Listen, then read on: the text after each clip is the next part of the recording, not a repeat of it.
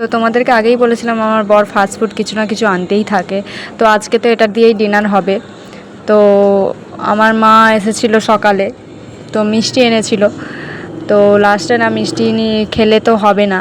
তো এখন আগে আমি একদমই মিষ্টি খেতে চাইতাম না, এখন আমি এত মিষ্টি খেতে ভালোবাসি যে কি বলবো। তো আমার বর তো একটু ফাস্টফুড খাবে না। তো দুপুরে যে রান্না হয়েছিল সেটাই ও খেয়েছে, ভাত, শাক ভাজা, মাছের তেল, ইলিশ মাছের ফুলকপির তরকারি, চিংড়ি মাছ দিয়ে আর ইলিশ মাছ ভাপা। তো প্রথমেই ছিল রুটি, ঘরেই হয়েছিল, আর এনেছিল কাবাব, ওটা হলো তন্দুরি কাবাব।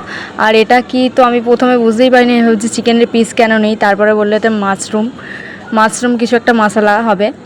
আর তারপরে তো এটা চিকেন চাপের মতো দেখতে লাগছিলো, কিন্তু এটা চিকেন চাপ নয়, এটা চিকেন হারিয়ালি বাটার মশলা এরম কিছু একটা হবে।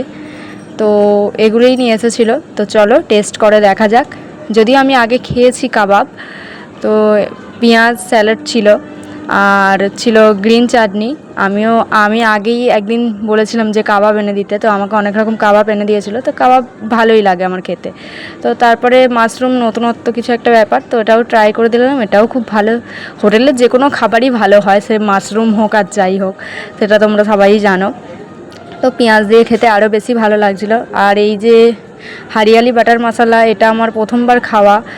এত ক্রিমি আর এত বাটার যে মুখের ভিতরেও তেল তেল করছে। আর লাস্টে না মিষ্টি খেলে তো হবে না, তো লাস্টে মিষ্টিটাও খেয়ে নিলাম। কালকে ডিনারটা যা হয়েছিল সেটা তোমরা দেখেই বুঝতে পারছো।